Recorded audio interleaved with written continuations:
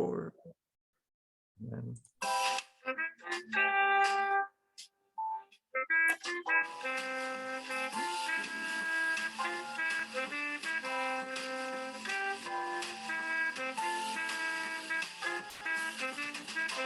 Now, I would like to introduce the one, the only, me. hey, this is Dre, Tattoo Squid Podcast here with Summer from Stressed, Depressed, and Anxious, Hey. or SDNA. I guess that's how you have it on there, or you just go stressed, depressed, and anxious. Yeah, it's just stressed, depressed, and anxious. So there's like three. I'm usually anxious. There's mostly I'm stressed. I don't think I have been depressed. I mean, maybe years ago, but I've been more lively, you know. Good, So, good. I'm so so glad to hear that. because and I didn't have to use any alcohol and everything else. It's just me and my demented mind. But it's not really that demented. But people say that when you're watching horror movies and you could be able to sleep for long amount of time and not have any nightmares, you tend to be a psychopath. But No, that's not true. I swear those bodies in the backyard doesn't mean a thing. Anyway, but so speaking of that, are you like in some kind of genre of movies that you like? Yeah, I love tragic romance and I love horror. Oh, there we go. Hey, it's a culture clash of stuff. Tragic love and horror. Yeah, that sounds like a Friday the 13th kind of thing.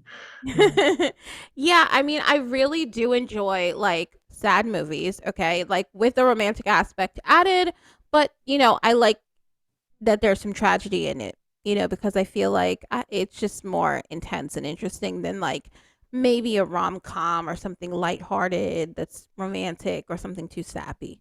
Yeah. And then I also love, love, love horror movies. I've been watching them back as far as I can remember. I was watching Chucky marathons when I was like 5 years old. Oh, My parents growing up, my parents like just had I don't know what it was, but like they really didn't restrict us from watching any movies. The most they did, if there was like a nude scene or a sexual scene, like they'd cover our eyes or something.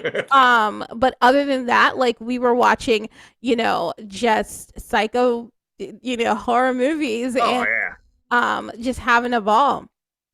Did you have like people over or like No, we'd always watch these movies like Saturday night.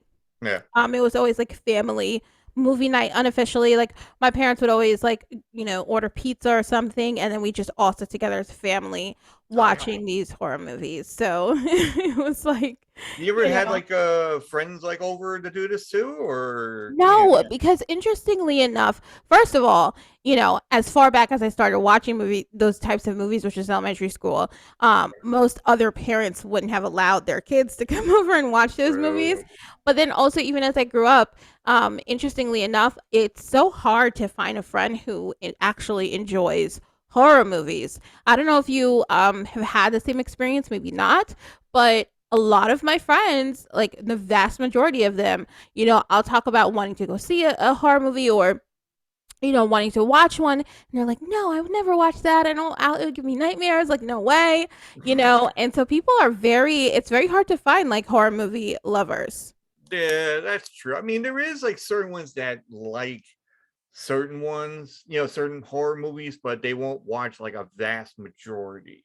Like right. me, I watch a vast majority of like horror movies. I mean, like the low budget ones to like the middle size. Yeah. To, like the epic, grand stage fucking, Yeah, I mean, me and my sister would have Sundays when I was growing up, like maybe around like when I was in middle school, high school, like me and my sister would just kind of sit around on Sunday afternoons and we would be watching Chiller. I don't know if you know that channel, but we would be watching Chiller movies, which are just definitely tend to be low budget horror movies and just like laugh, Oh, and then and then we'd also I love like I love watching like the Conjuring universe and Insidious universe movies because I feel like so far like as far as more recent scary, those Yeah. are the best that it's gotten, Oh yeah, definitely. in my Yeah. opinion.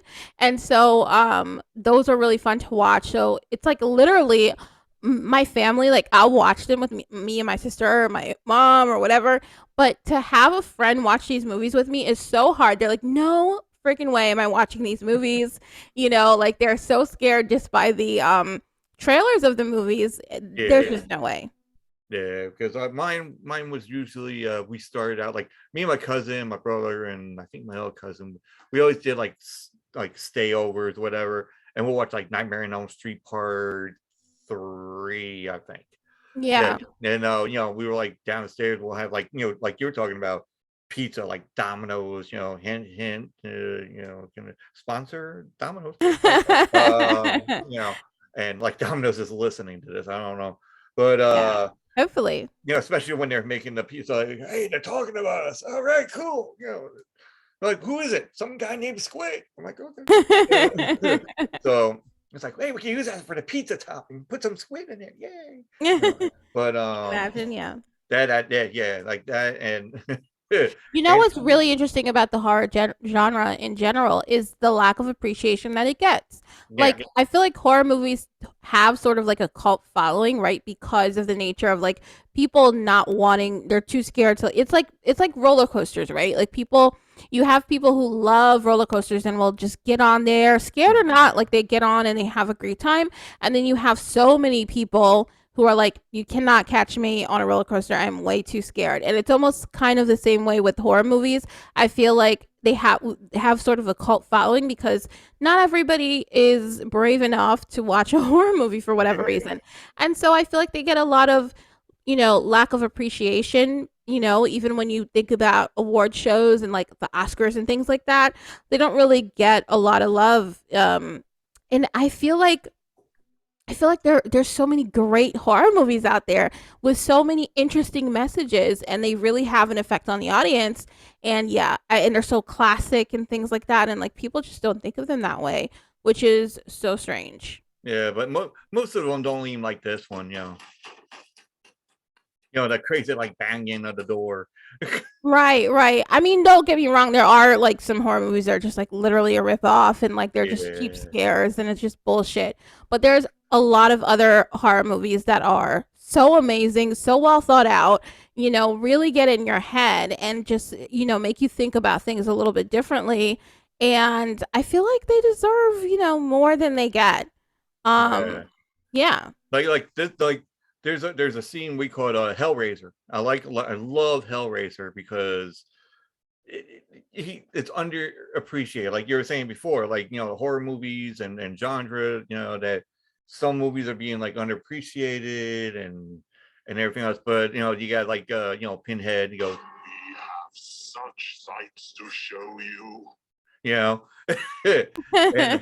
and it's like he has like six, I think six. I'm not sure because for me, I know I love horror movies, but I know horror movies should have a stop moment. Like if you're doing sequels, like say Friday the 13th, for instance, it goes up to 10, but then it starts getting ridiculous after a while. But Yeah, you I still mean watch that's just one. Hollywood though. You know what I mean? Like Yeah, I feel like they do that a lot in general, especially with any sequel, doesn't matter what movie genre it is. Like they just can't keep the artistic integrity there. Like and that's, the other unappreciated or underappreciated group is writers, yeah, right? If you ever look into seeing like what some of these original scripts actually were and what the movies were actually intended to be about, and see how producers and big movie studios sort of pick it apart and make it something so simplistic and one-dimensional and shitty.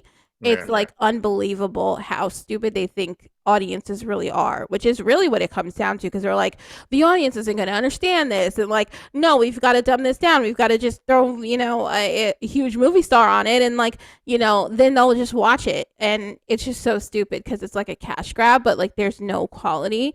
yeah, And it sucks because writers obviously don't tend to be the same people who have the money to finance a movie, right? So yeah, I just think that's what happens a lot with sequels, that if you looked at the script originally and how it was written, your mind would probably be blown. But then by the time it gets through all these, movie studios, it just becomes something so dumb. Everyone hates it, and I don't know why that keeps happening, but it's Hollywood. Yeah.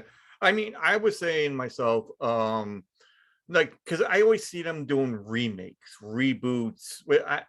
Because it's just so unoriginal, right? Like Yeah, it's because they're exactly. afraid, but that's part of it because they're like afraid to take a risk. Because what you really have is like, um, movie studios, producers, whatever, what have you. They're looking at scripts and they're looking at original concepts and they're just like, well, like this, who is this going to be marketed to? You even hear that happening. I remember the last time I heard that happening, it was with like Harry Potter, right? It was like, who is this going to be marketed to? Like, how is this book for children? You know what I mean? Like, what? It's they don't know how to market it. They feel like there's no audience for something that is original, or they don't know how it's going to go across. Maybe they're going to waste their money and investment on it, so they Mhm. don't even bother putting it out. And they're like, let's stick to the tried and true formula of either remaking something existing that people love, so like it's going to be a cash grab anyway because people are like, oh, it's a remake, or like doing a sequel to something that was originally successful. And it's just so like effing annoying. You know what I mean? Yeah, yeah. Oh, you can curse up a storm if you want. Okay, Just good. It's so fucking annoying. there you go. She let it out, people. Just let it out. Just get that aggression out. Ah, fucking shit. You know, I do it every time on this. Yeah, I would. I mean, I would love to be able to, say that to them directly. All these people, I would love for like, most of us to be able to say this because I feel like most people have the same exact feeling. Like, why the hell are we just sitting around watching these remakes to these great movies that Mhm. did not need any sort of a remake, and Nah. also like these, Wrong Turn 25, and it's like, dude, stop it. You know what I mean? Like, get some help. You need Yeah. therapy probably. Yeah, Like, stop making these movies. we've seen like 5 or 6 like rednecks deformed in the background. We call it already. We don't need to see a remake of it again. Oh, we Yeah, have to it's do it like, more bloodier. Okay. yeah, Yeah. bloodier this time. Yeah. Hey, let's bring in like other different stuff, and I'm like what? Wait, Gee. can we talk about for a second like the subgenre of horror, which is the weird shit, like Human Centipede and like those ones Oh that just yeah. get fucking banned because they're so like, what the hell is Disturbed. that? Yeah, they're Yeah, like disturbed looking. I saw disturbing. that one time. I think I seen the first one and the second one, and I'm like, I'm surprised you saw the second one. I I didn't even watch the full thing of the first one, but my goodness, it was just like, why? Like, you have such a sick, you know what I mean, a sick mind. Like, there's literally nothing to. see, that's original. I would say, Oh yeah, because that's not originally remade. disturbing, Realistically, originally yeah. mentally scarring. Yeah, I Like, know, but that's what they look for. They're trying to get that wow factor. They're trying to get that, like, oh, let's see if we can make this person well, pay. yeah, they've definitely got Wow. that wow factor. I Yeah, mean, it's a no, wow one, especially the pregnant woman at the end. But anyway, um, yeah, yeah, like it's folks, terrible. if you But want to see the it, go ahead and see it. Yeah, absolutely. If you haven't seen it, it's a must see. Human Yeah. Centipede. No, my dream was always like, after I watched it, I was like, my dream is for like someone to, just be like, someone out there to just be like, okay, let's have a movie date. Like, let's say for a first date with someone, you're like, let's watch a movie and have them not know what Human Centipede is and just Oh God. get them to agree to watch Human Centipede. Imagine being in that situation. Like, you go and you're meeting up with someone and you're like, okay, first date or second date, we're gonna watch this movie together. No idea what it is, Yeah. and you sit down and it's that movie. Can you literally imagine that the friggin' like awkward and disgust? You know? You're not gonna have another date after that. No, and Yeah. you have like you're like probably eating your food and you just like you cannot eat watching that movie. By the way. Oh, there was a movie that me and my girlfriend were watching, and I've seen it many times, and I think she's seen it as well, but she just like, yeah, everybody has a phobia about certain things. So mine is usually heights and snakes. So snakes on airplane, I'm kind of timid. but but I'll watch it. But I was like, But then she has a thing where it's like certain like bugs, like say maggots. Yeah, yeah, yeah. I don't Yeah. like. I was gonna say like if I had to pick a phobia, because I don't personally feel like I have any real phobias, or not, at least not like strange ones. But Yeah. yeah, definitely creepy crawlies like bugs, roaches. Yeah. But I feel like those are healthy phobias, like good that you should be. Yeah, like everybody, like an everyday thing kind of, Yeah. but she was like, we're watching this whole thing, and I don't know if you ever seen Ghost Ship before, the movie I thought Ghost you were Ship. gonna. I thought you were gonna say ghost like Patrick Swayze. No. No. That one's more like, like, oh my god, really? Okay. Yeah, yeah, yeah. Finally. Actually, I loved. I'm not. I can't say that. I loved Ghost, but I also watched it like back in the day, like when it was like I was probably about 6 years old when I watched it, so when it Yeah, was yeah, it was fairly like the big new, time it was stuff, the big time stuff. But yeah, yeah, Patrick Swayze, Demi Moore, and Demi Moore, and it was a bit, and I also rewatched it when he died, which yeah. was like it was like wow, like this is so sad to watch now. Yeah, and it's almost like kind of a retrospect, I guess, because like he's a ghost in the movie, and now Right, he's right. pretty I much thought that I was like for his family, it's probably really hard to watch that. I would find if it was me, I would find it really hard to watch that movie after, at least oh yeah, directly after. You know what I mean? Like he yeah, died. definitely. I was shocked. I was shocked that he got cancer and died. By the way.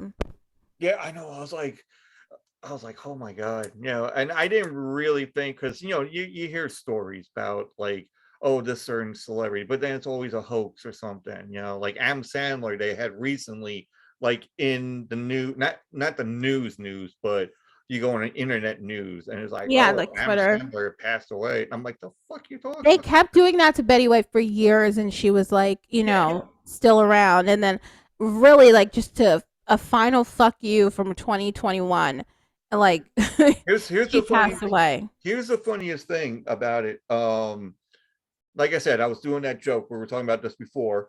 That I was not a joke, but it was a question, and so me and my girlfriend were looking at houses, and we're done. And I know I said this before, but reiterate. So we were looking at houses and everything else, and she knows that the question I usually ask, like everybody else, and I usually go and make a tally of who said, like, oh, there's like 15 people say that, like there's 9 people that say that Betty White was going to go first, and then there's like 25 that says Keith Richards, you know, and I had a tally, but then all of a sudden after we're driving back home, and my girlfriend's like, and I'm like, what? I'm driving straight. I'm not, swerving anything. What are you doing? And then she's like, oh, I'll tell you after when you merge into traffic, and then when we're good and straight, then I'll tell you. And I'm like, okay. I'm like, what the fuck? In my head, I'm like, the fuck she talking about? And then all of a sudden, she turns around, she's like, well, I gotta read this. I was like, as of I think 9 o'clock, 10 o'clock in the morning, I think it was like 9 o'clock in the morning, Betty White died. And I'm like, oh fucking shit, really? So now I'm like, So I had basically, it was all your fault. that's why I felt bad, because everybody Yeah. else that knows about it, and I do like the Twitter spaces, so me and the usual guys I talk to, and they're like, it's like, that's an interesting question, and all of a sudden now when I get in there, like, so now we know, Dre, and I'm like, don't push it. Like, I'm feeling bad enough as it is. I thought she's gonna make it until the 100th, Yeah, that was really messed up about it. You know what I mean? Like, obviously, she was older and she lived a great life and she didn't have any regrets and she wasn't sick, and so all of those things are positive. But at the same time, like, it was also like a fuck you. Like, you couldn't let her get to 100. yeah. Jeez, you know what I mean? Like, you asshole. That Okay, Grim Reaper, don't. man. Yeah, No, no, I don't want to get on bad terms with the Grim Reaper, but no, you're not an asshole. I take it back. I take it back. What is wrong with you? Like, I know you got me at a quota, but come on now. Yeah, it was like a last minute quota kind of thing. You know what I mean? Like, Yeah. oh, I know who I'll grab, Betty White. You're like, I can't get.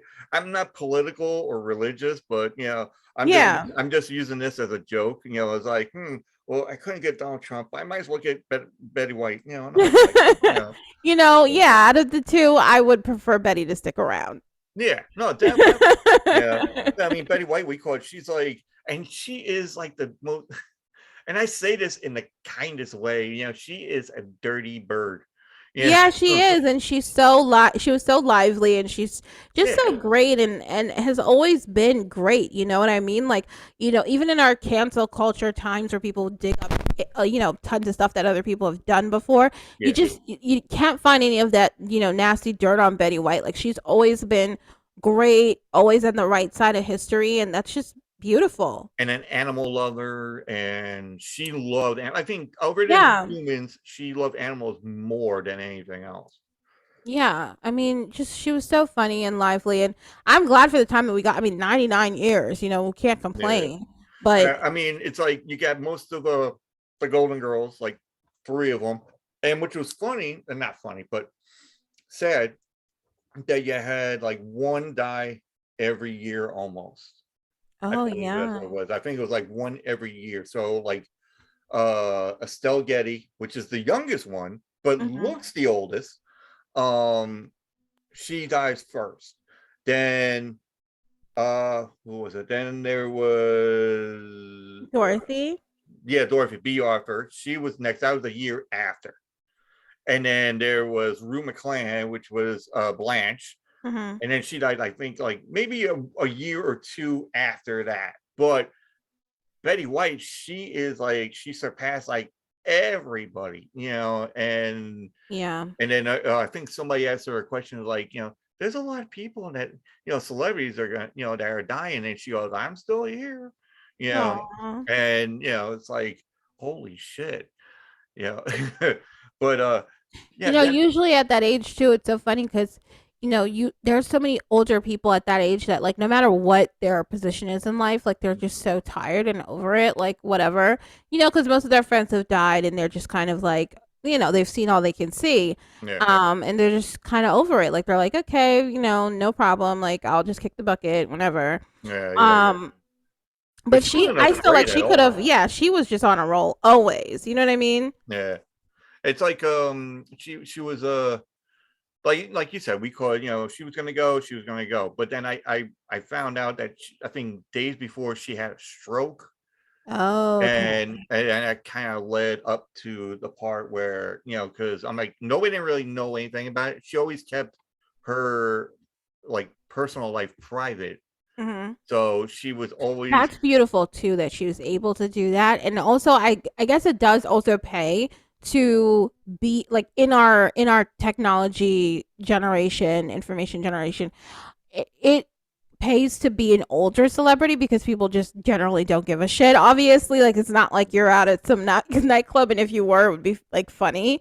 I can see her So doing that though, I could see her doing that. yeah, But it's nice, like, I feel like in this age, it's probably nice to be an older celebrity just to retain, your privacy and things like that. yes, yes, definitely.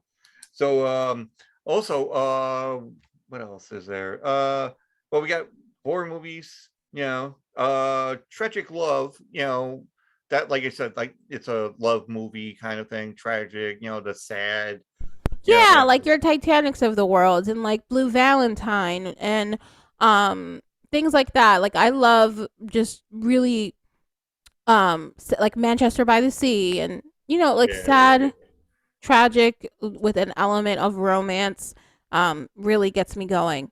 Like, I saw yeah. Titanic when I was 7, and it ruined everything for me because I was like I was like, it just skewed my entire version of love because I was like, if somebody loves me, like, they should be willing to die for me, otherwise, like, it's not even, what is this, he's not Jack.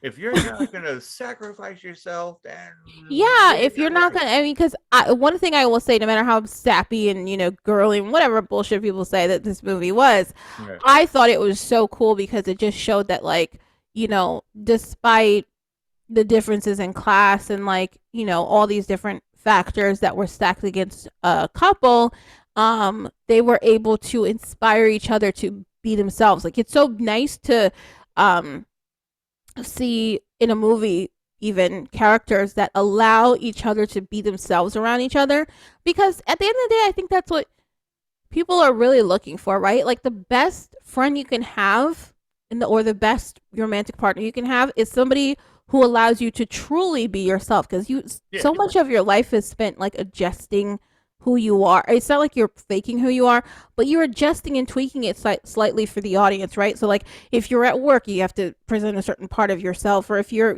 depending on where you are and who you're with. yeah, And if you're around, like, because some people have a best friend or something like that, if you're around somebody who lets you just kind of hang loose and like be your full complete self and you just feel so comfortable, it's like literally the best thing in the world.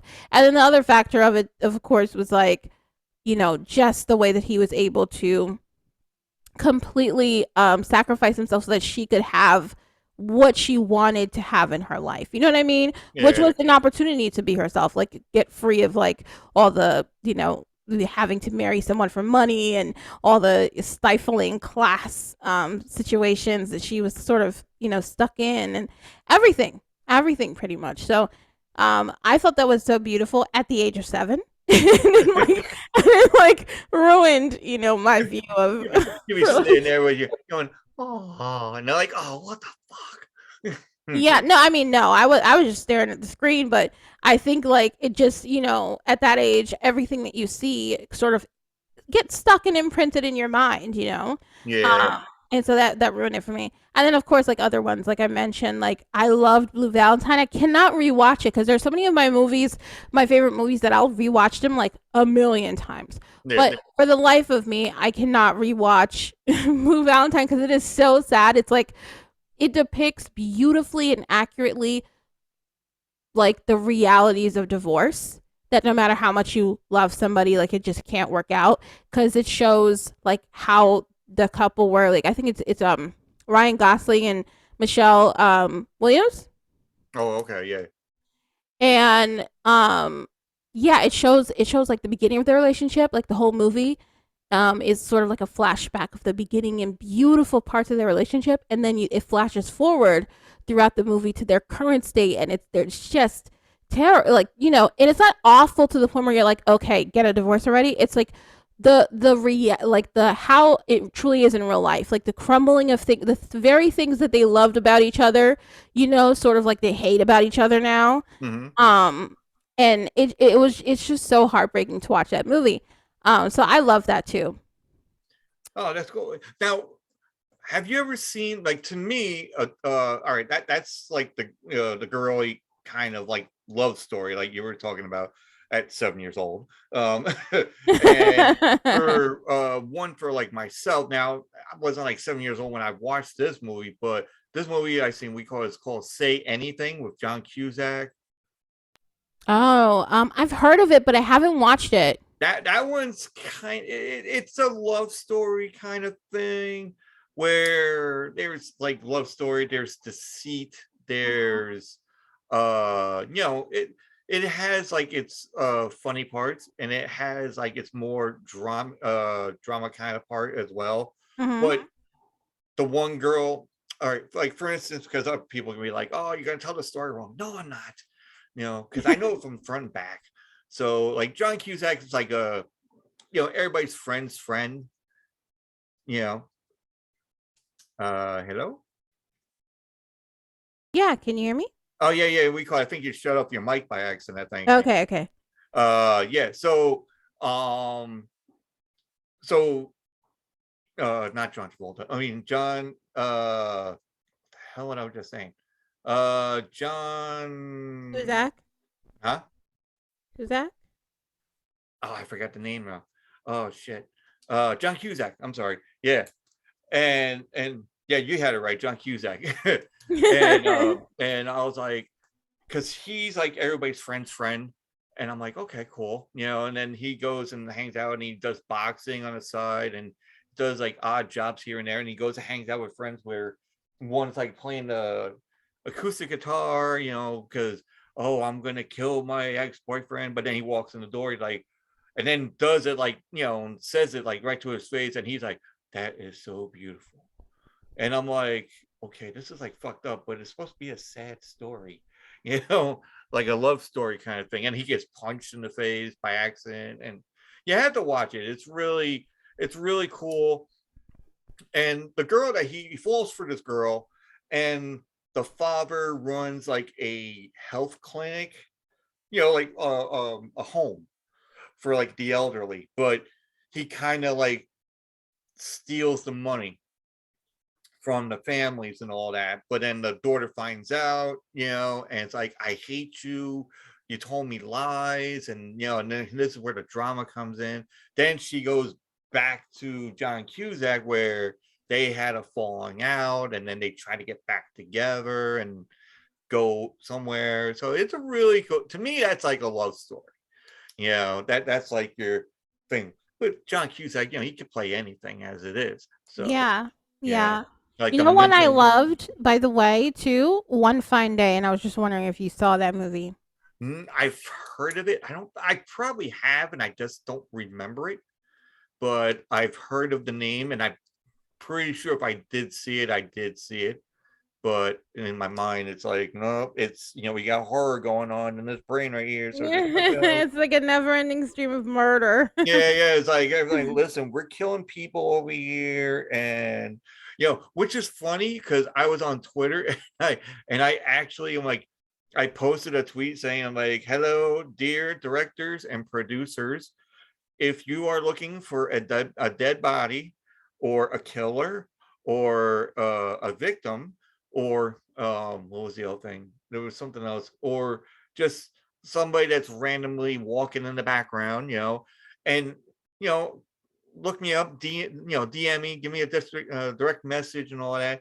I'm looking for like a non-speaking role, because I tried actually doing a uh what the hell they call them, like tryouts, I guess, or auditions, but I sent it in through Facebook, and they had these auditions on there. It's like, hey, you want to do this and this, and I'm like, oh, let me try this out. And I took my own picture, and it was like really zany looking, and I actually had like, I had a longer beard than what, I don't know if you can see, but like the way it is now. And um it was like long and grayish, and I just made this like menacing look. And I sent it in, Yeah. and all of a sudden within like a day they're like, hey, can you come to like New York City and and come and talk to us, and what's a good time? And I'm like, okay, maybe. And I talked to a couple of friends of mine, and they did the same thing, and I came up to them, and they went there, and they wanted said people to like, okay, we need you to go and buy headshots. So, well, wait a minute, you're the one that called us. Aren't you going to pay for the headshots? Like that kind of thing. So, but then I wasn't sure when I get over there, is there going to be like an empty room? Is there going to be an empty building? Or is it just like, if I send them money, are they going to steal it and then, not show up? I don't know.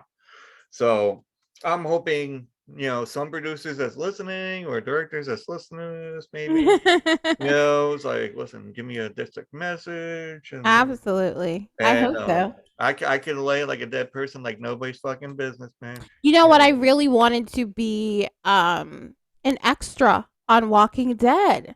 I really, really, really, really, really wanted to, but I feel like their requirements are so stringent. Like by the time I was looking at it, they were like looking for like 00. Like you have to be like bone skinny. Oh, And I was like, oh my god, like no, I'm like, I'm a decent size, but not like freaking 00 zombie size. So I was like, damn. But I probably should have still applied because like I saw people that were zombies that were not like, you know what I yeah. mean? Oh yeah, That definitely. skinny. So I was like, okay, damn, I should have applied, but like all the casting calls had those requirements. I was like, oh shit. So I never Yeah. ended up applying, but I really wanted to be an extra on the show because I thought it was so fucking cool. You know what I mean? So I understand. You know Like, what what the show was for the casting call or the casting thing, like for me there on huh? Facebook. You ever heard, you seen the movie The Purge, right? Of course, yeah. So they made a TV series called The Purge.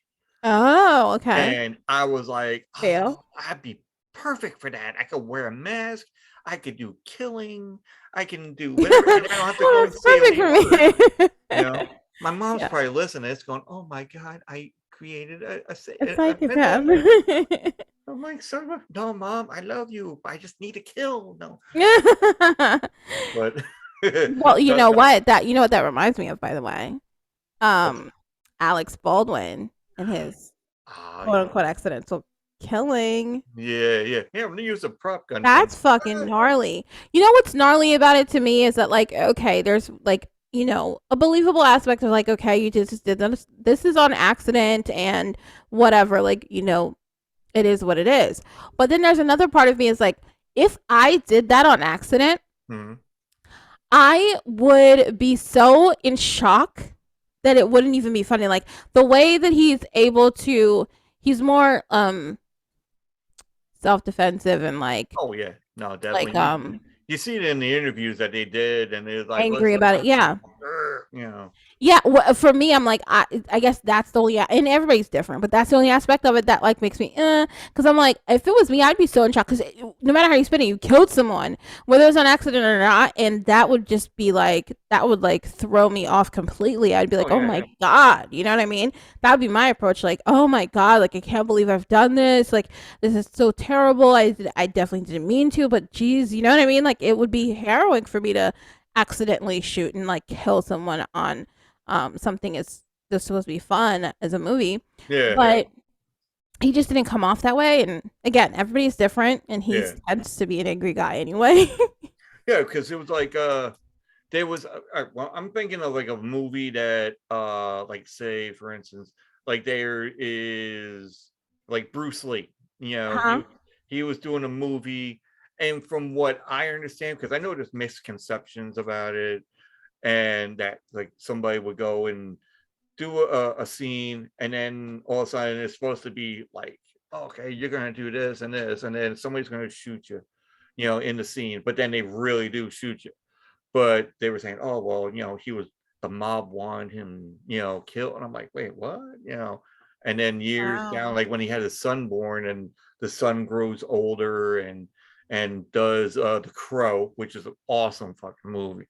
Yeah. um and then he couldn't finish the film because he died during that film, and then they do the scene kind of thing where they just put uh shit, the scene stuff where they, you know, they make it a 3D, CGI special effects. 4G Yeah. or whatever, you know, green screen kind of stuff, Hmm. you know. And you know, so it was like that kind of thing. So now when you know, you see about the thing with Alec Baldwin, and you know, it's almost like that kind of scenario, almost. I mean, to me, I mean, that's what it is, but other people are probably going to say it's something different. So, but tell us about your podcast. You know, stressed, depressed, and anxious. You know, they're probably like, get to the good stuff, let's go, you know. Yeah. I mean, I love talking about movies first of all, which is Yeah. a lot better than talking about mental health. Yeah. But you know, it has to be talked about, right? So Well, if you want, you don't really have to. I mean, I just figured, oh, just no, shoot it no, out no. there. I mean, I'm just saying mental health in general, not, you know, I'm saying that it has to be talked about because, you know, so many people shy away from talking Oh about yeah, yeah, definitely. mental health. And that's, you know, the premise of my podcast. I really started just recording on my phone, just, you know, to record because I needed to get some things off my chest, and I Oh didn't yeah. originally have it as like I want to start a podcast, you know, for people to listen to. I was just it was always like a voice diary, an audio diary, if you will, and I just uploaded it, you know, and I was using Anchor. I uploaded it, Mhm. and it wasn't something that I expected for people to listen to or even thought that anybody would be listening to. I didn't have a Twitter. I didn't have any sort of like social media platforms for my podcast. I wasn't advertising it anywhere. I was just recording it on my phone, and I uploaded it there and just sort of saved it. And it was, again, just an audio diary. And at some point, I remember getting a voice message from someone who had heard it, was like halfway across the world somewhere, and he was telling me how much he related to one of my episodes, and it made him feel less alone and all these things. And it Nice. blew my mind because I was like, holy shit, first of all, people are listening to this trash. Well, it's not trash. It's like your life kind of thing. But hey, it does relate. Yeah. So and and the second thing was like, wow, like I can't believe, it actually potentially helps someone. So when that happened, I was probably like months into, uploading these. There was no consistent schedule for them. I was just any, time I wanted to, whether it was like a, 1 month I'd upload and then the next month I wouldn't. I was just kind of doing it like that. But after that, I sort of started taking it a little bit more seriously, started mhm. recording more, and I started to realize that like I wanted people to feel less alone because having depression, anxiety, and other mental health um illnesses really is isolating. So many times people don't understand what you're going through. They sometimes want to act as if they do by saying things to you like, well, if you're depressed, then why don't you try hanging out with your friends or going for a walk or drinking more water? Yeah. And if you have anxiety, why don't you try practicing your breathing? Mhm. And it's kind of those things is like if it was that simple, do you think like it would be a mental health illness? You know what I mean? Like if it was that's like someone saying, okay, if you have cancer, just walk it off. Like do you really think eat some fruits and vegetables and you'll be fine? If it Yeah. was that easy, we wouldn't have this issue at all. Um but regardless, it is alienating because people don't generally want to listen to negativity. They feel burdened by negativity, which is understandable, Yeah. right? Like if somebody is depressed and they start telling you all these sad things about their life, it's not that you don't want to listen. It's just that like it does take a lot. It takes something from you, Yeah. to carry that with you, the burden of it. So it does make you feel more alone. And those of us who are saddled with these feelings just a lot of times want to keep them internally, and it makes it worse. So Yeah. point is, I talk about all of those things in my podcast, but it's not one of those like, and I've heard these before, which are great, like these advice sort of like podcasts for mental health. A lot of the ones out there, they are giving people great advice and great tips. And it's very mature and there's so much you can learn from it, but that's not my show. Yeah. My show is like my daily struggles with mental health and all of the hilarious hijinks that I get myself into as a result. I talk about sad things, happy things. I laugh on the show so much. It's so many people have said it's like more comedic than they expected it to be, in a good way. And it's just whatever I'm feeling and whatever I'm going through that I'm just talking about out loud, whether it's good, bad, or ugly. And Yeah. hopefully somebody can relate and feel less alone. So I mean, how you feel now? We call you're talking to this guy. We call that it's calls himself a squid, and we call it. You're just having fun. That's all I'm trying to do is like have people to have fun, talk about whatever's on their mind. I mean, I don't think I honestly, I think I'm not saying I do have mental health issues, but you never know because you might have it, you don't know it. And then you go through a lot of stuff. I mean, everybody else goes through like crazy mental health stuff that you can't even like fathom what it is. And I don't even know what I would say to, help anybody. But, there could be a phone line as well, uh, a helpline that would be able to, I don't know the helpline as it is, um, but there has to be something out there because I know people are trying to like look for, uh, like kind of like a release, but other Yeah. people are just like, oh, the only release I could figure is the one that you're not supposed to be doing a kind of release, Death. Yeah. and but there is people that's going through said kind of releases, but like you're talking about it and you're having fun with it, putting it through Anchor and just being happy that you got the stuff out.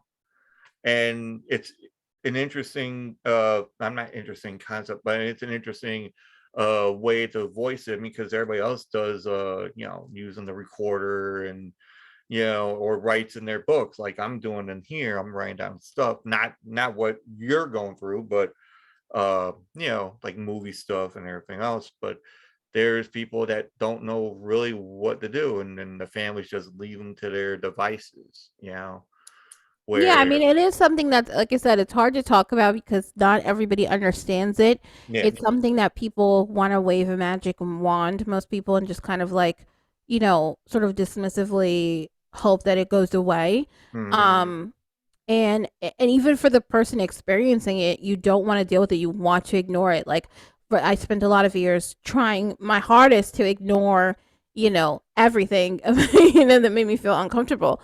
It's just human nature, but at some point, we have to educate ourselves and be able to react appropriately and recognize the signs when somebody is suffering and hopefully offer them a helping hand. There are a lot of resources out there, like you said. There are helplines, and there is therapy. Not everybody has access to those things, right? Or the um money for those or the things. money for those things. Yeah. And so sometimes and even if you do, it's good to find creative ways for a release, right? For me, podcasting and talking about it out loud is great because with anything, even if you don't have a mental health disorder, but you're Mhm. feeling anxious, just in general, like normal anxiety, you have to do a presentation, you feel anxious, like just normal. Um, it No matter what, everybody always says it's so good to talk about it. You just have to talk about it, right? Yeah. And you do feel better. But the problem with talking about it a lot of the times, especially if you don't have access to therapy, or the money, is that you have to place your trust in other people. This is deep stuff. You know what I mean? Like, being depressed and what you're depressed about, and, having anxiety and where those stemmed from. Those are very deeply personal things that you then have to be willing to trust somebody with. And not only that, that person has to be willing and ready to listen to you and really hear you. Yeah. And so that's what's hard about talking, is that for me, at least too, I'm not like the most, I don't trust people that easily, and I don't want to talk to the people that I know, you know? Yeah. And so the podcast just makes it a great forum to do that because I am talking, but Yeah. I don't necessarily have to um talk to the people that are actively in my day-to-day life. I don't feel like I'm burdening anybody, because if you're listening, it's because you want to listen, you know what I mean? And you understand to some extent too. Yeah. And so it's just it really helps, because to me it's like, okay, I've gotten this off my chest. I'm talking about it. I'm saying it out loud, and it does help to some extent to make me feel better. And so it's a great outlet, and whatever people use, like you said, journaling or whatever helps to make you feel better is great. It's like medicine. Yeah. Yeah. I had now that I think about it, because I try not to bring this up a lot, because everybody's back on like, oh no, he's gonna tell the story again. No, but when I was married, my wife had cancer, so that kind of puts you a little damper on stuff. You're like, okay, how do I try to cope with this? And it's not me. I mean, she's trying to cope with it. I'm trying to help her cope with it, with her and everything else. So this is like 2 weeks before we got married. And so now we're contemplating, oh, we're gonna get married or not. And then we did. And then we like, listen, we're just gonna go with the flow and see what happens. And it's not, even though they gave her 6 months to live, and we're Wow. like, okay. So I'm the kind of guy that really tries to find a joke and everything. So that way it kind of like, because if I go and get too stressed out, now back then I was a drinker. I was like a major drink. I used to drink like every day, like a case of beer, like every day. And with that, I was somewhat like doing that. But then we find out, okay, it's not as treacherous as the cancer is. So it's like she has time. And I'm like, okay, whatever. So it's been like 7 years, but now when it happened where she passed away, now I'm like, I had to figure something where I can not be depressed or not go back to drinking or do any kind of other illegal acts of, whatever, and I don't, then I kind of went into tattooing. Not me being a tattoo artist, because stick figures are, not everybody's, thing. That's the only thing I can be able to draw is a stick figure. Uh, so that being said, I always go to this one guy, and I was living in Pennsylvania. I go to this guy, and I got like my, arms, like you can see, like, as it is, getting Mhm. like full arm tattoos, and then it just went from there, and I got the chest done, the shoulders, and the legs, and whatnot. So that was my release. Yeah. I would go and and it wasn't like, oh, I'm just gonna plan this like every couple of weeks. No, I went, because um my job schedule was like, I worked 12-hour shifts. So I was doing, like, say for instance, like, what's today? Today's Friday. So like I would work like Saturday, Sunday, Monday, and whenever I had days off, which was like Tuesday, Wednesday, I would go to the Mhm. tattoo shop and then talk to my friend and like, hey, can we get this done? Yeah, yeah, yeah, we do this, and and then do something else on the next day, and then I'll work another 2 days. Then I'll go back on the weekend, and I'll go whenever, any day that he was in, I would try to get tattooed again. And it's kind of to the point where the tattoo artist is actually telling me I need an intervention, you know, because I'm going in there trying to get tattooed, and like as much as possible. And Oh thank God wow. he wasn't like one to charge a lot of money. Maybe, Yeah, it wasn't just about the money. yeah, it wasn't a money, because he's like, I was like the guinea pig, it's like, kind of like idea. And he would turn around and he goes, so what kind of tattoos are you not looking at? I'm like, well, fairies and gay stuff. No. I'm like, something cool, something that I can be able to, like, hey, look at this shit right here. Like, look at this. Don't put Tinkerbell on there. Don't, don't put like little leprechauns and kissing, like, like booties and all that, or something. I don't know. And so he would make like some certain stuff up, and which was funny because it was like me and his, well, ex-wife now, but his wife and I were like the guinea pig. So he'll do his best work on us, and then everybody else that would come in has their basic thing they want to get done. So I will walk in there and I'm like, oh, what you got now?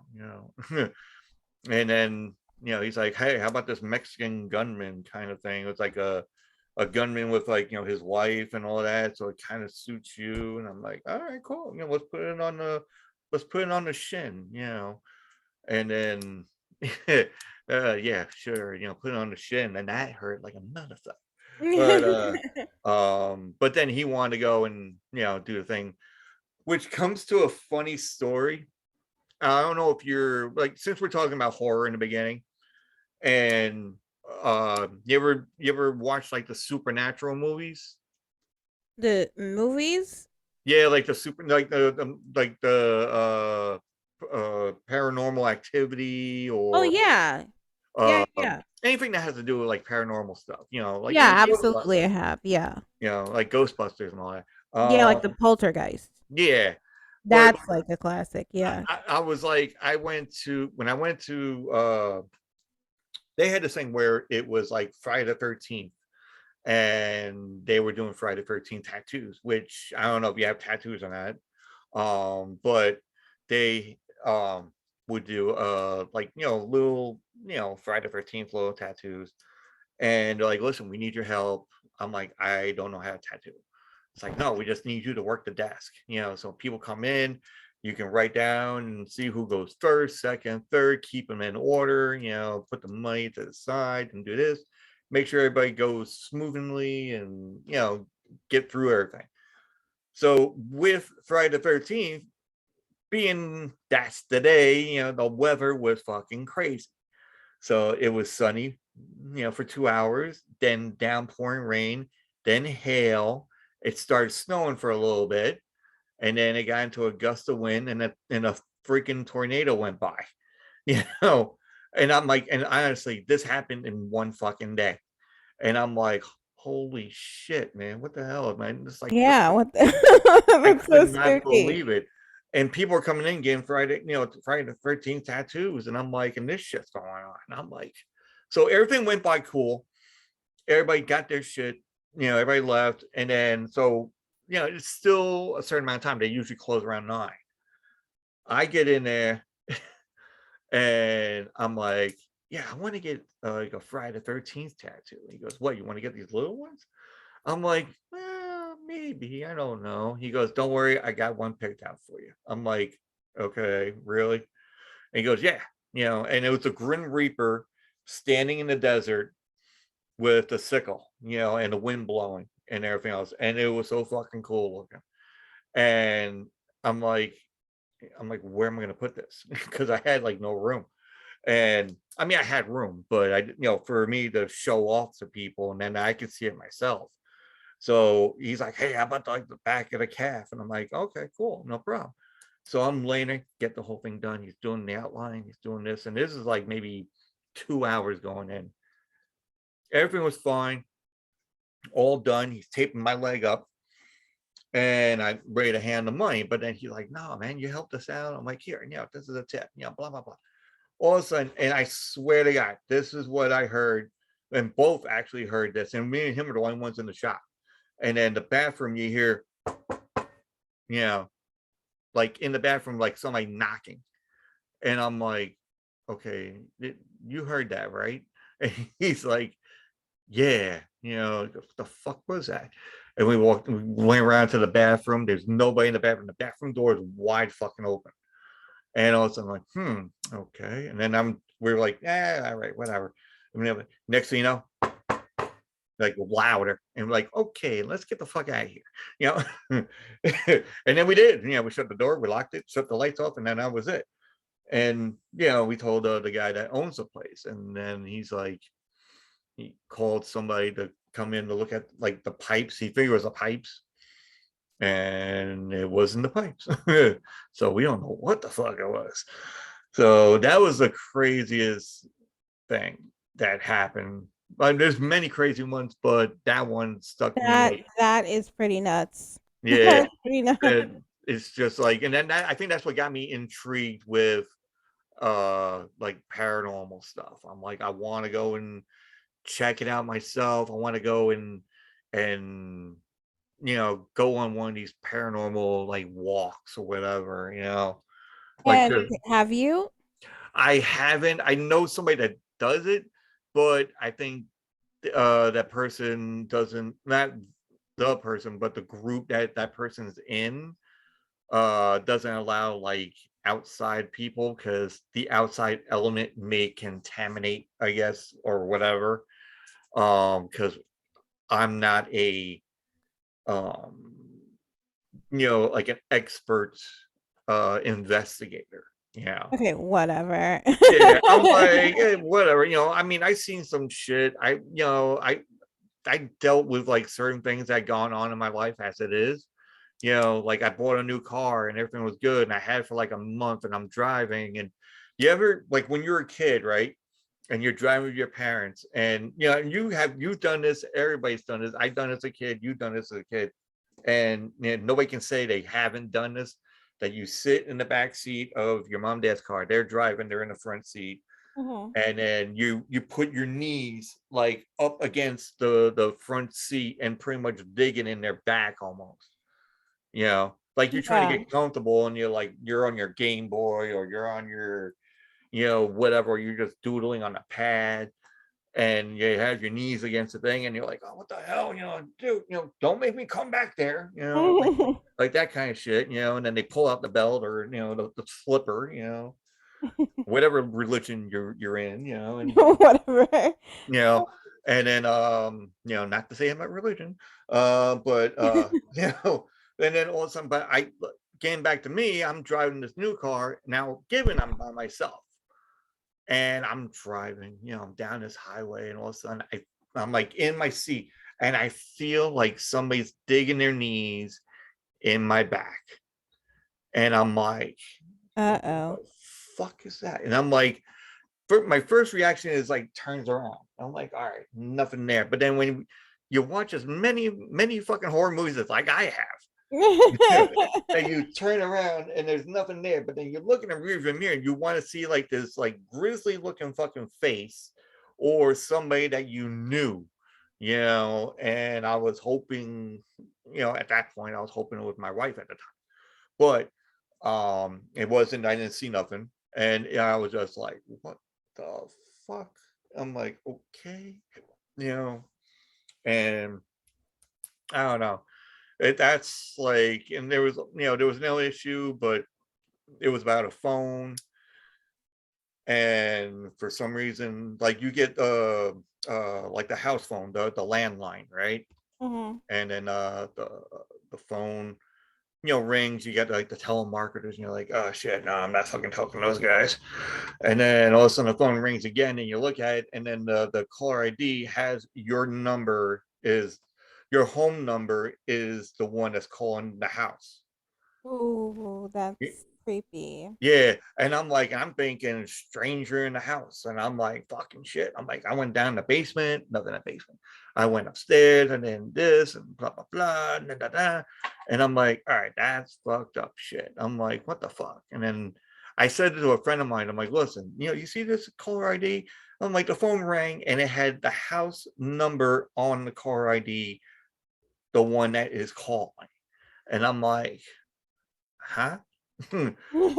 Like, I was just like, literally, I thought my whole body just like shut down. I was like, wow. That's really creepy, actually. Yeah, I so don't know if you got a chance to listen to any of the episodes of my podcast, but I recently made one, and it was about my experience with someone trying to break into my house, and actually did break into my house and dealing with all of that. oh, And it was super creepy. It was like, do you know those noises that your house makes when you're home alone? mm-hmm. Like Like there's not. settling and all that. Yeah. Yeah, and that you don't normally hear until you're completely by yourself, so that you're totally creeped out.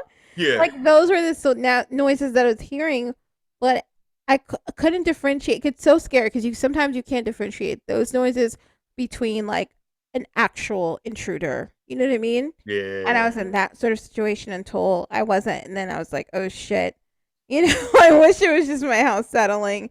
Um, and I had to, fight off an intruder. So that was a Yeah. crazy situation. That episode's called Intruder Alert. But yeah, it's. I would prefer the intruder to a paranormal Oh yeah. experience. And a part of me has always been curious about those things, but like not curious enough to act on them. So like where you're saying like, oh, you want to go on a paranormal walk and do these things. Like for me, I've always been curious and like wanting to go and stay at like this like a super haunted place where horrible things have happened. You know what I mean? Like Yeah. sleep there for a night or challenge myself to do that and like see what happens. And those things have always it kind of intrigued me, but then never enough to actually fucking do it because I was Yeah. like I feel like okay, probably so many people have a handful of people have done this and then they're just fucking fine and I probably will go and get fucking murdered in my sleep or something or haunted by a ghost. And Yeah.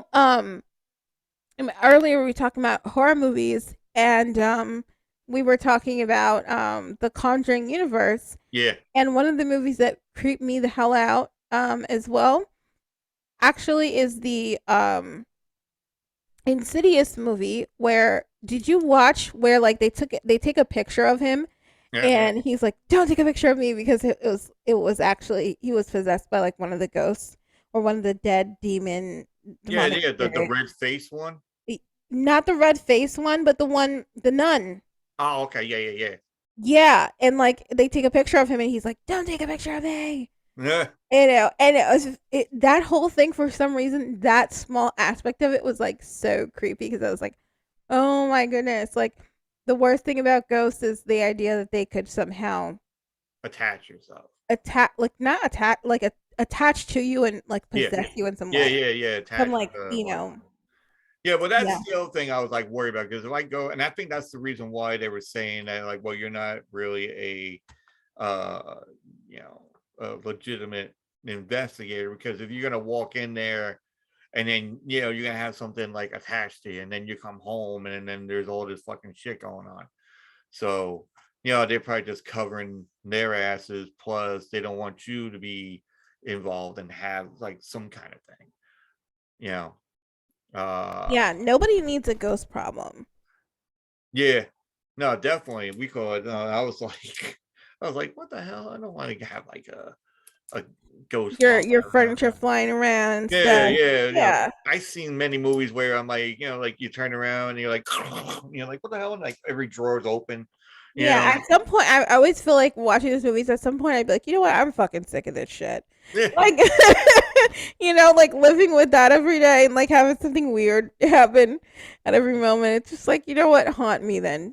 Fine. There's like the one when you were talking about The Conjuring, and there's like one where the red face demon was there, and Oh, you mean Insidious, right? yeah, Yeah.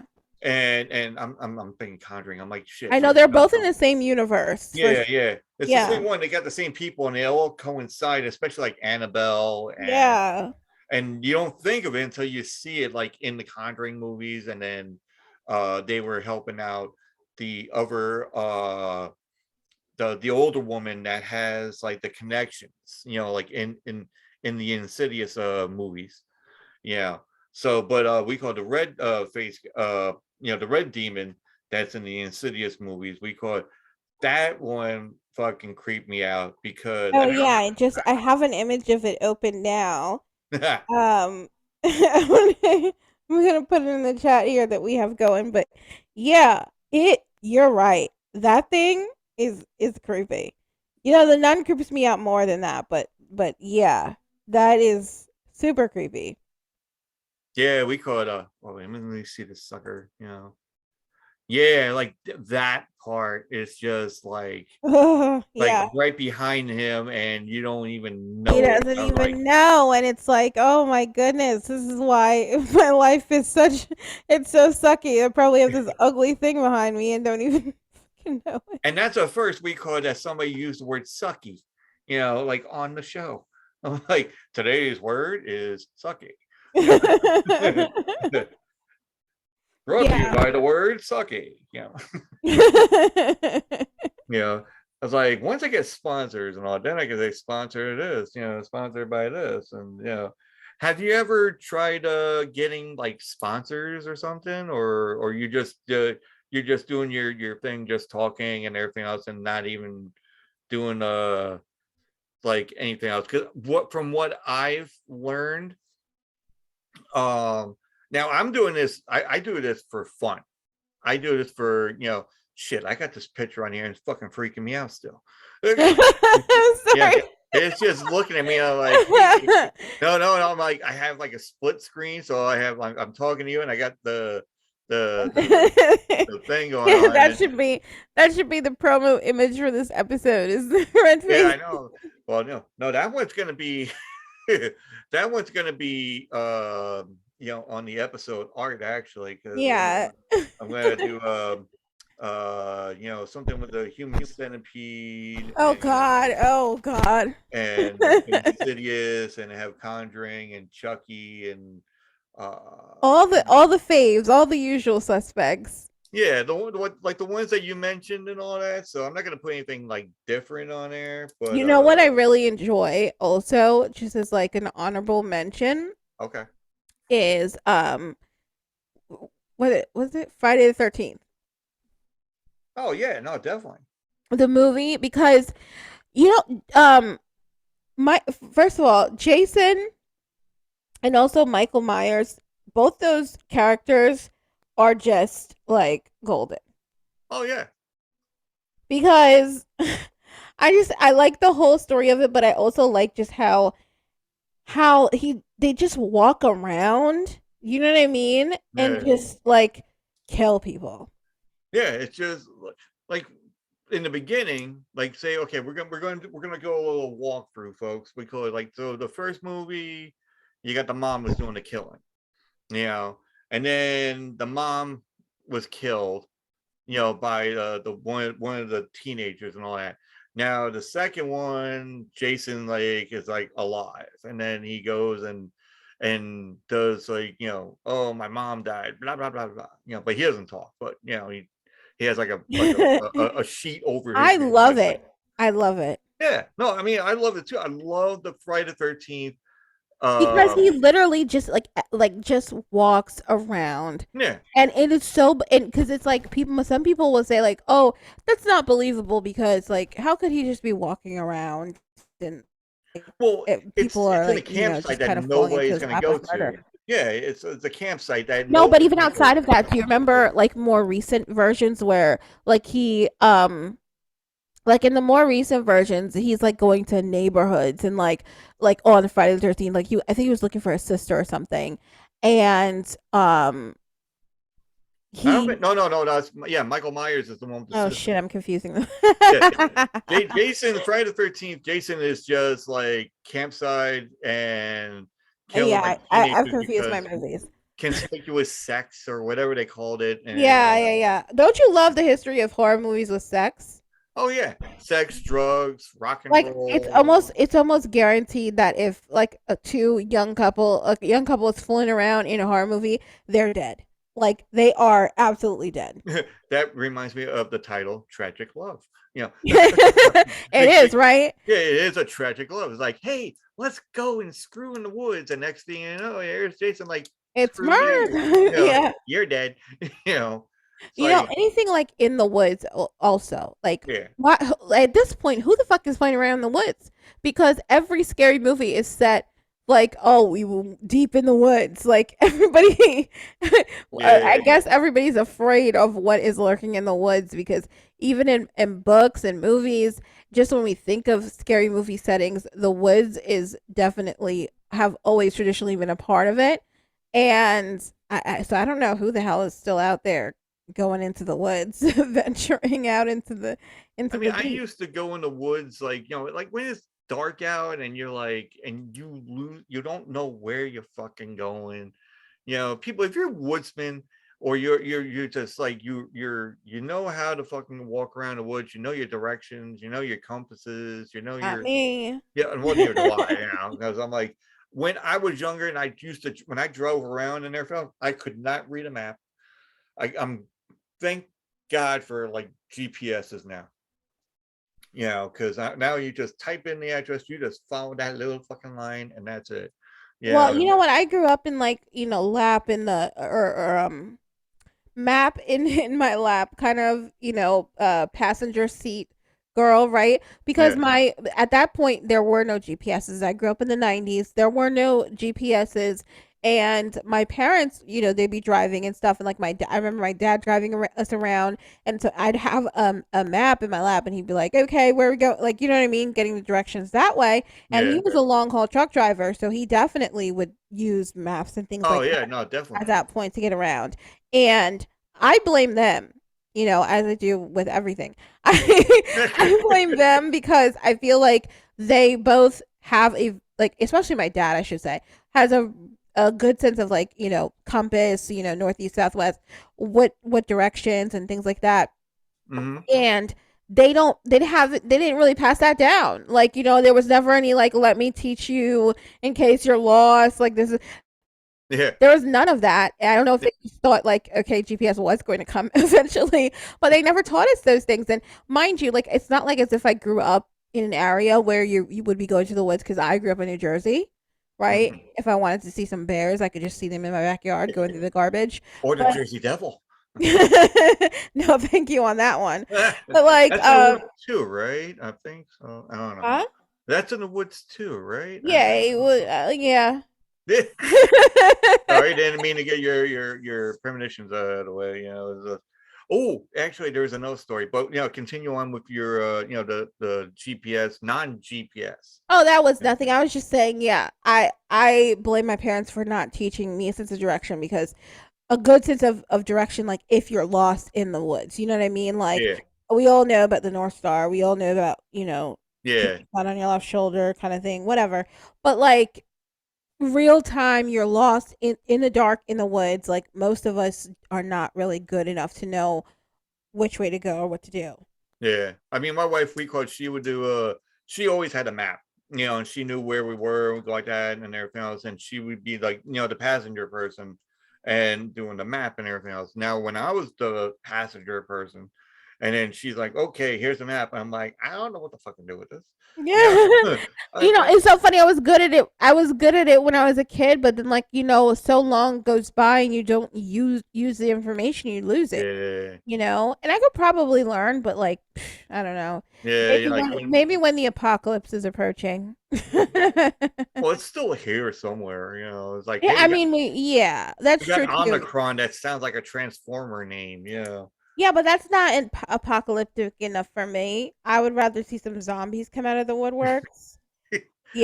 Like when Walking Dead was big, I was on Amazon. I bought like my little disaster kit, like my go bag, basically, because they have like these really great what you call go bags that you can put in your car or leave Yeah. like put away. That Yeah. has like for people, like it has first aid kits. It's got like a lot of tools and nifty tools and items that you could use for survival, basically. You know um whatever, like things I could keep in my car, like sneakers and like, you know, spare cash and whatever.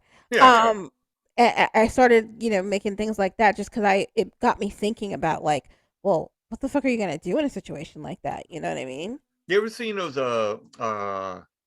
they always had these things that pop up. I think it was on Facebook. I'm not even sure, but it was like they had these like little memes that pop up, and it would say it's like, okay, it's a zombie apocalypse, and you're standing there, you're reading this, and the first thing that's on your left hand side is your weapon. What you use, and I'm like, shit, I'm sitting on the toilet, and I'm Yeah. like, fucking toilet paper ain't gonna do shit.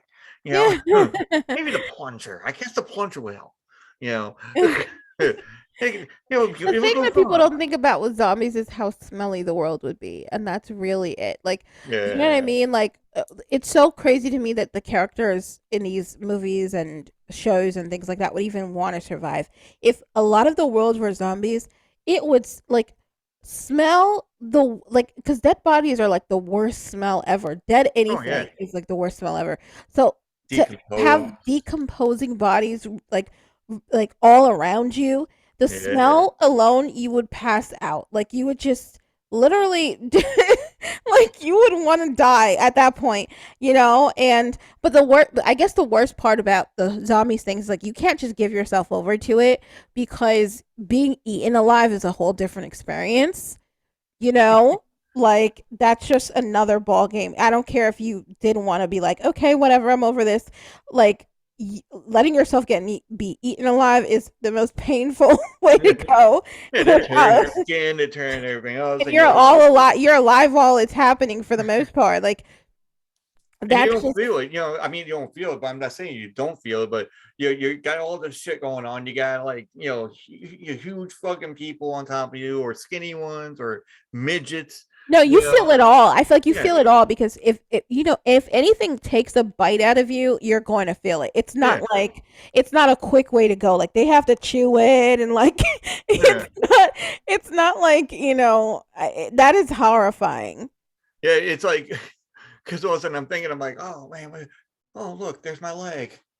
Oh shit, it's not on me. No. Yeah, and Yeah, it would take a long time for you to die unless like they literally until they bite into like a vital place like maybe your artery in your neck or something yeah, like that. Like you will be alive the whole time, like whether or not they're chewing off your leg or whatever. So it takes a while, and that is horrific. Like that yeah. is, and I'm then like, yeah. sheesh. Yeah, you're not gonna be able to go to a psychiatrist after that one. No, no, no. You don't need any therapy at that point because you're dead. I'm You good. know. I'm good. I'm like, oh, okay. Yeah. Imagine you're dead and you still have the mental health issues because your fucking brain, half of it's gone. Yeah. You're like, hey, I need some help here. But no, but I found out there's a TV show that did some like not reenactments, but like what would happen. They did some visualization. So if a vampire was going against like zombies, and like who would win, you know. A vampire? Yeah, vampire going against zombies. Now, I've seen this thing, and it makes you think though, because zombies are a big horde of dead, zombies. Just like there's like thousands of them. Zombies would win. Yeah, because you got okay, the vampire, he has powers and everything else. He could take out like 10 zombies. Okay, fine, but The you got vampire another would be so 50. bored with that. Like all they want is blood. Yeah, Okay. And zombies, like they just want to eat you. And I yeah, feel like, the thing is like a zombie taking a bite out of a vampire wouldn't necessarily. Well, here's the thing though, because I don't know how strong vampire skin is to bite into. I don't know if like that's a different thing because the lore is always so different. But if it's just like if we assume it's regular, then yeah, like the zombies would still win because like they would take a bite of the vampires, and while the vampires might not turn into zombies because they're already technically dead, yeah. they would still but then they heal, right? Like vampires heal quickly too. Yeah, but then you So figure with zombies, you're okay, you get bit, you get this, you get eaten this, your arms taken off, whatever, you can grow no, but you got like 50 other fucking zombies coming after you. Like on but top of they're you. so fast, so how can Yeah. they like they're like vampires are too fast for zombies to just pile up on them. You know I what don't I know. mean? This show that I seen, we could made me like a believer, like it could happen. I don't know. I mean, I would err on the side of the zombies just because like they don't have an incessant need to survive. Like the thing with zombies is that like their survival isn't dependent on like even though they all are searching for food, even if they don't have it for like a year, it is not gonna take out the zombie population just Nah, because they they don't still have walking people around. to eat. But vampires, on the other hand, that's totally different because they do need a living body to drink the blood out of. As soon as they start like running out of blood, like that's a a game changer for them. So like Yeah. if most of the world were zombies, I'm sure vampires wouldn't be in favor of that because the zombies would be pretty much taking their food source um away. So yeah, the So zombies ultimately would win if at the end of the day. so folks, here's the question for you folks. Vampires versus zombies. Who do you have? Leave a message on Twitter. I don't like And vampires. The only vampire that I've ever liked, and maybe you've seen this movie, it is Night Flyer by Stephen King. Have you seen that movie? oh yeah, yeah. Okay, so that is my favorite vampire ever. None of this Twilight bullshit. I Nah, nah, not Twilight. if you want to see the vampire that I'm talking about for the listeners, if you want to see it, Google Night Flyer, the movie by Stephen King. Um and just Google Night Flyer vampire, and you will find the most horrifying image of a vampire that you've ever seen. It does not sparkle in the sun.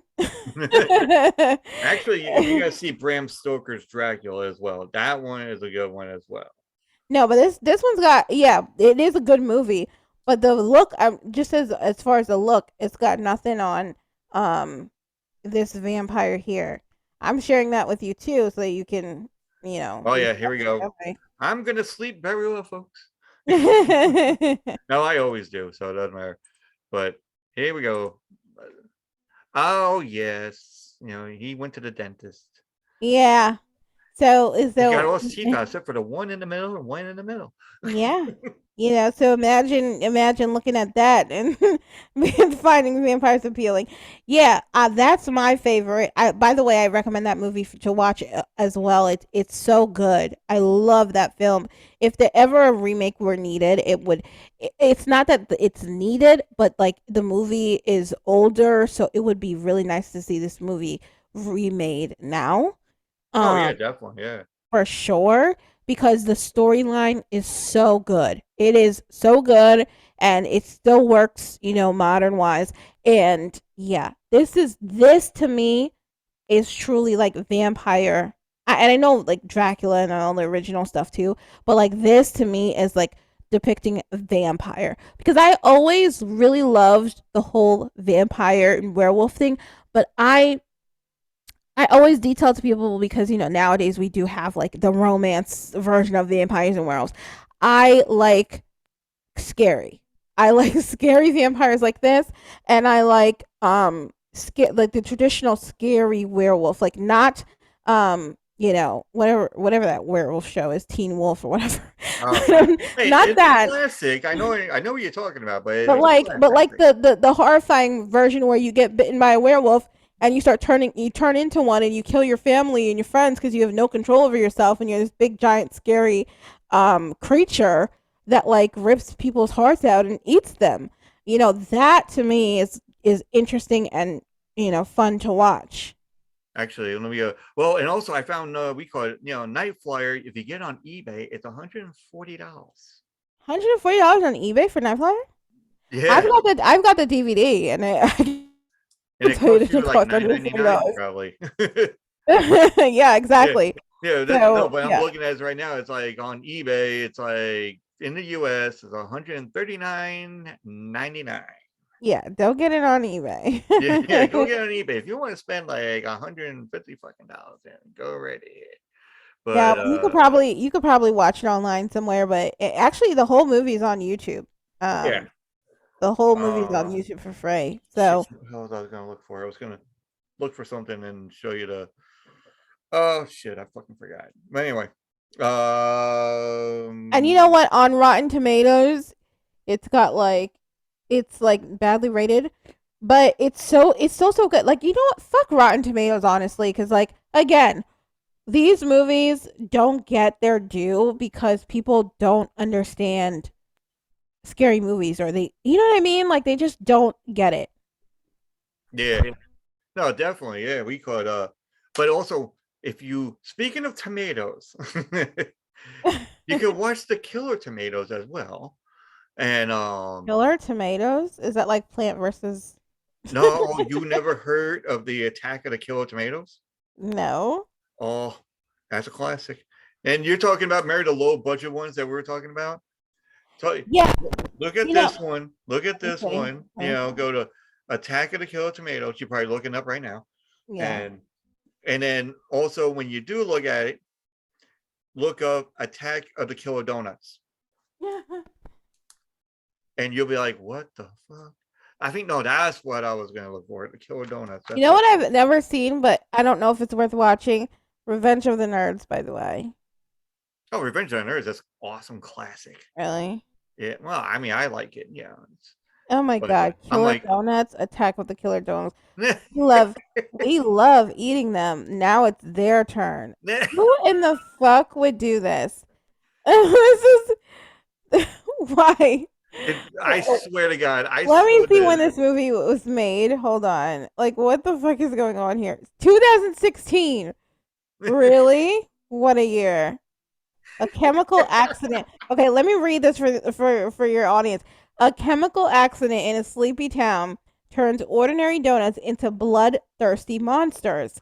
Unaware of the donuts' danger, Johnny, Michelle, and Howard sell them to unsuspecting customers. When the donuts start eating their victims, the only way the three friends can save their sleepy town is to track down the killer donuts and destroy them. What is happening? Like, how can a donut eat a person when it's got no teeth? Oh, What there's the, teeth. There's oh, there's teeth. teeth. Of course there are. Like, Because I swear to God, I was watching. We were going through because we invited some friends over, and all of a sudden after we were just going through the TV, and I'm like, and then all of a sudden there it was Attack of the Killer Donuts, and I'm like, okay. And then they're like, well, everybody's seen Attack of the Killer Tomatoes. I'm like, yeah, that's true. Like, hey, the that's fact that there is also Attack of the Killer Tomatoes, like, what the hell is going on? See, that's not Hollywood. That's like the other side of like, how can we really just go?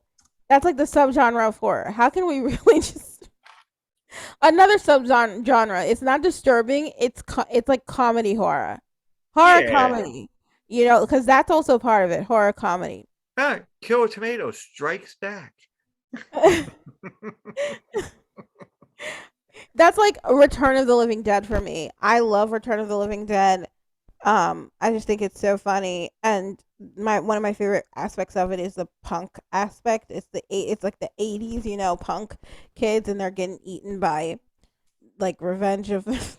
Yeah. It's so stupid. It's so dumb, and the zombies are like they talk and they're like brains. Oh, I'm in such pain. Oh, I need brains. And it's like, what is going on here? Wait.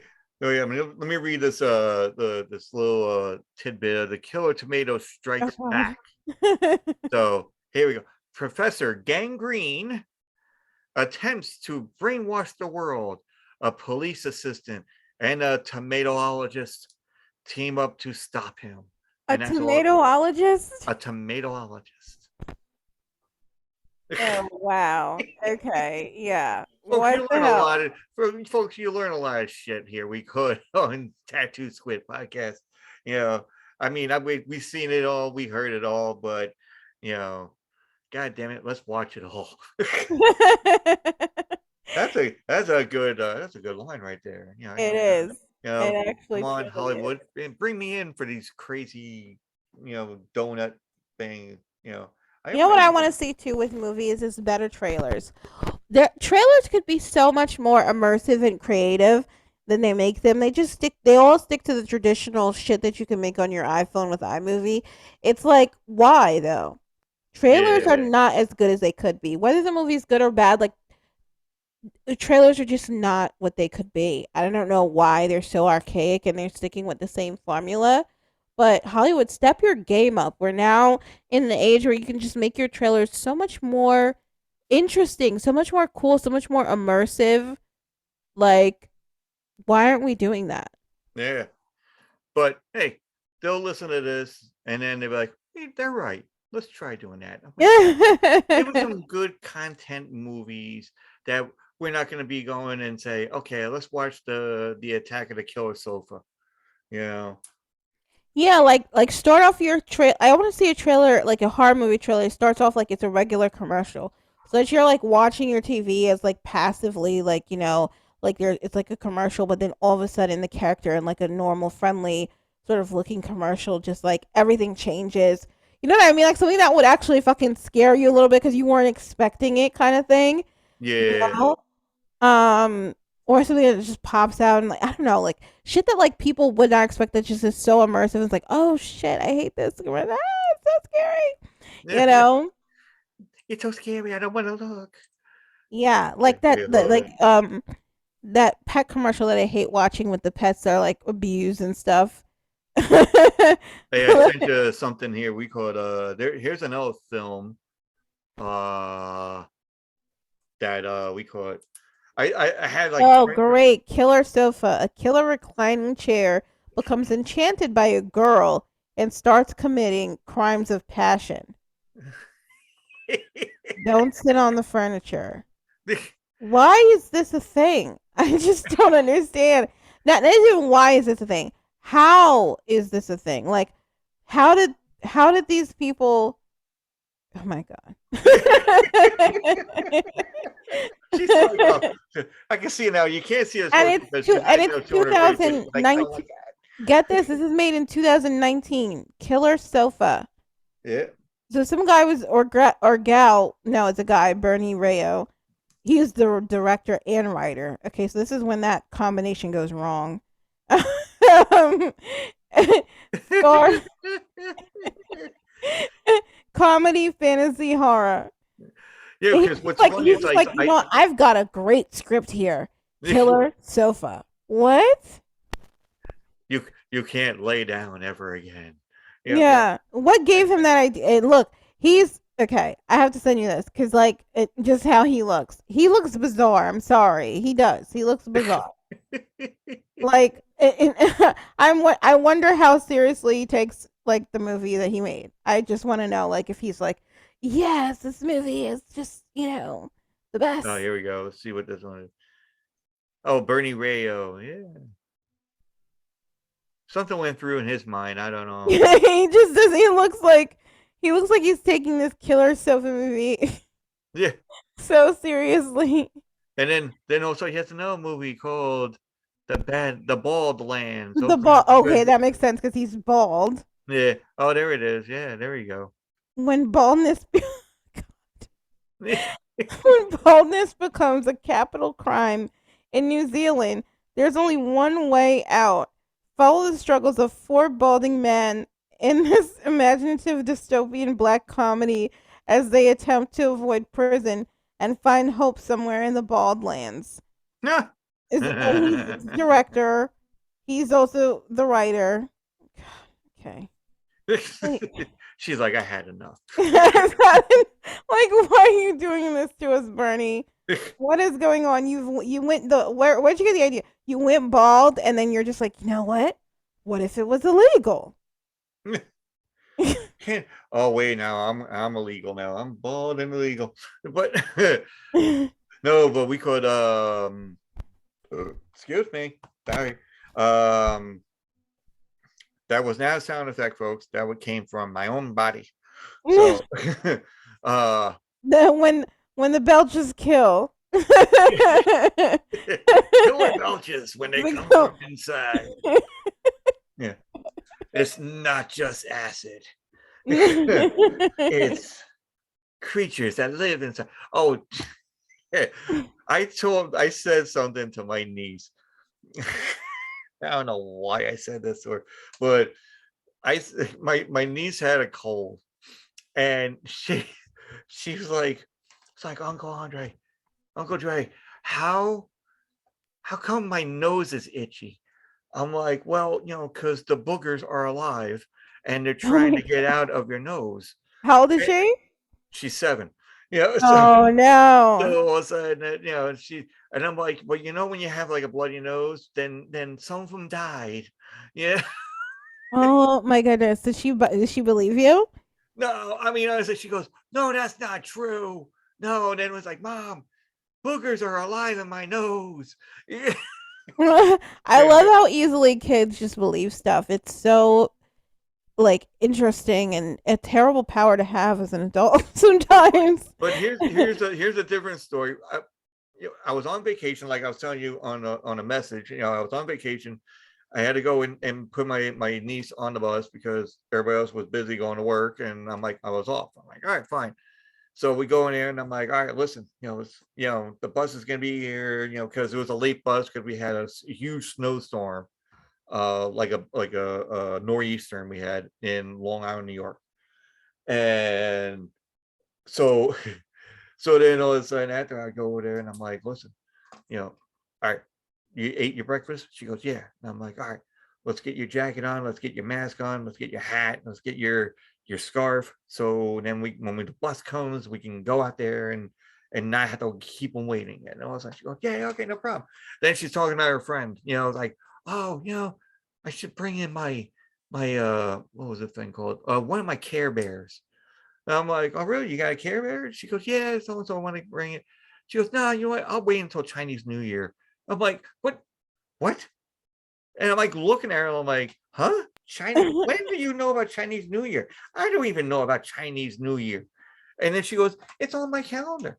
And I'm like, okay. She went in there, grabbed a calendar, and the calendar, was a movie that you should not be watching. What movie was it? Hopefully my sister's not listening to this, but it's called Squid Game. Oh, you know what? My niece, my niece and nephew, like I guess like they have access to Netflix, right? And Yeah. like I believe that they have the child restricted version, but somehow kids like I think somehow they got access to it, or maybe it wasn't restricted enough. I don't know.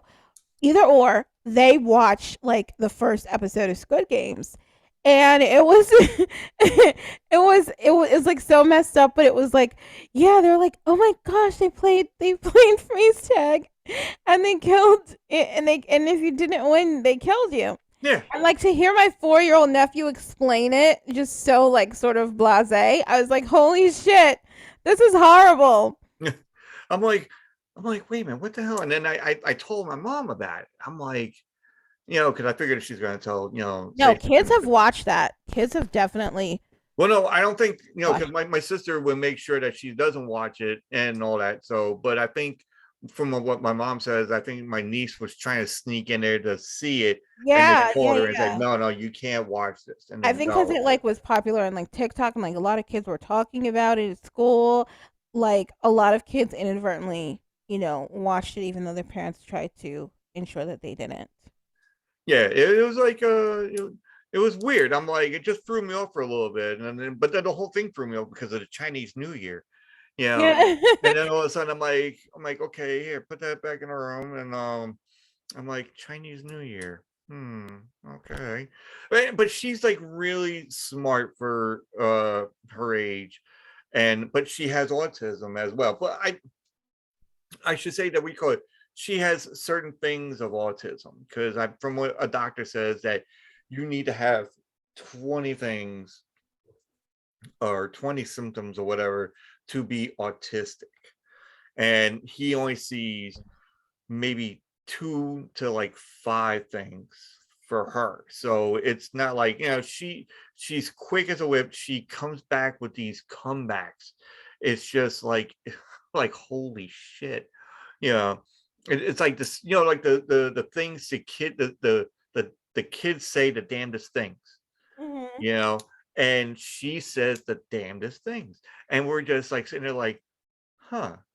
It's like, what the hell? And she did this to my sister, her mom. We're sitting at the dining room table, and all of a sudden, she just like got up on the chair, turned around, grabbed my sister, her mom's face, and looked her dead in the eye. And she goes, I'm your favorite, right? Yeah. and all of a sudden, my sister is like dying laughing, and we're like, it's like, she goes, "You're the only child." You're the only child, so you are the favorite. She goes, I always say that. I always say that, but I'm not the only child. But I'll still say, like, I'm both my parents. I'm like, I'm the favorite. I already know that I'm the favorite, and I tell my siblings that all the time. yeah. I'm just like, no, you're not. No, you're not. You're not. And I'm like, Uh, yep, I I don't say it for am. me. My sister and my brother are like pretty much. I'm not saying they are, because my parents are going to say no, no, no.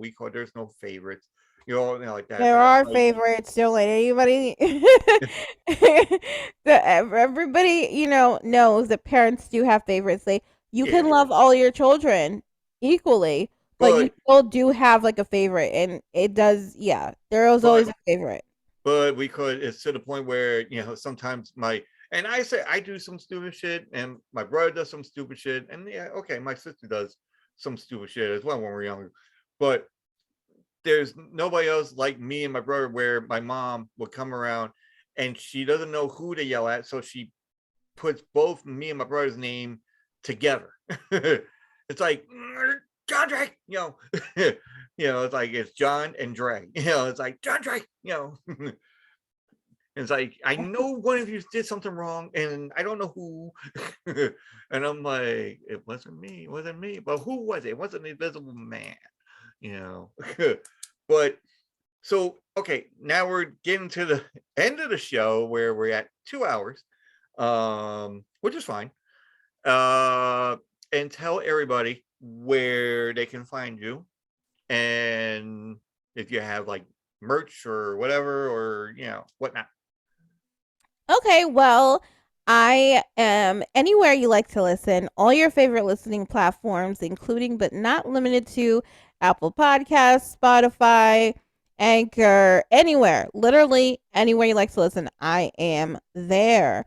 You can find me under Stress, Depressed, and Anxious Podcast. I have episodes every Monday. You can also go to my website, stressdepressedanxious.com. That is where you can find links to all the listening platforms. You can get all of my information about blogs and merch, and you can also donate to the show if you want to support. And I do recommend you go check out the show. If you want to listen, have some laughs, learn about some mental health things that I go through. I have guests on a lot of times, and sometimes I'm solo as well. And yeah, And I also love this picture of we call it like the the photo art that you yeah, have. The show So art. is it you, or is it just like a cartoon like version or something that you An just amalgamation of things, yeah. yeah. And it's just supposed to depict, a girl who is stressed, depressed, and anxious, and the toll that it takes, and um, you know, all of that, all those Okay. pressure points and what it does to you. So, yeah, that's the illustration there. It's got the show name on it. Tells you that there's episodes every Monday as well, Yeah. and yeah. Yeah, it's a cool illustration. I love it. We call it. It's and also you can catch me. Um, just go to Linktree, linktr.ee// Tattoo Squid Podcast. Now that's TA2SQUID podcast. It has merch. It has well, buy me a coffee, but really helping. Hasn't done anything yet. But with the merch, if you want to go on there, it is Tattoo Squid, TATOSQUIDPOD.threadless.com. And you get everything from like a skateboard deck. You could buy a skateboard deck. You could buy blankets, shower curtain. For you horror enthusiasts. Because you gotta have a nice like big ass squid as a shower curtain, or there's a picture kind of like what Summer has on here, but you know not sexy enough, because mine was just like it's just me like average with a like a voodoo hat kind of thing. That could be on a shower curtain as well if you want. But also, and today's episode is brought to you by the word sucky. So and no, we're gonna put that on we call the show notes. So it's gonna be like today's word is sucky. So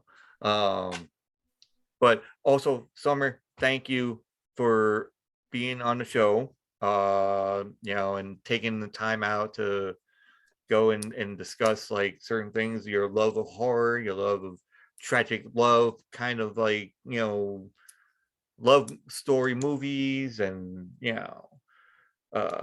Betty White, Golden Girls, Killer Sofas. uh, Killer yeah, tomatoes. killer tomatoes and killer donuts. See, now that's right there. You could just have some killer tomatoes, killer donuts, and eat them on your killer sofa. And all you need now is the killer's VCR. Oh gosh, Yeah, no. put it in there. Oh my god, it caught my fucking hand. But anywho, that's probably gonna be coming out next year. Coming to you from a porn video near you. But boom. So but like I said, thank you so much for being on the show. And we're gonna end this soon, and then gonna talk to Summer, a little bit after, not a little bit after, like right after. So, all right, everybody, have a good Have a great night, yes, morning, whenever you're listening, right? yeah, And I morning. just also wanted to say too, thank you so much for having me. I had such a great time. Yes, it's always good. We call it to be on the Squid Show. Not Squid Games. No, and nobody's gonna get shot and killed because you played a game. Well, there is not a game, but soon there will be. There will be a game playing. But then we'll have some people on, and Summer will come back on, and we'll I see will. kind of what knowledge she has. We know the horror knowledge, and the video game knowledge. We'll find out soon. Coming soon. So everybody have a good night. And Summer, I'll talk to you in a few minutes. And then, cue the band. Oh, I don't have a band. Anyway, so, all right. Good night, all.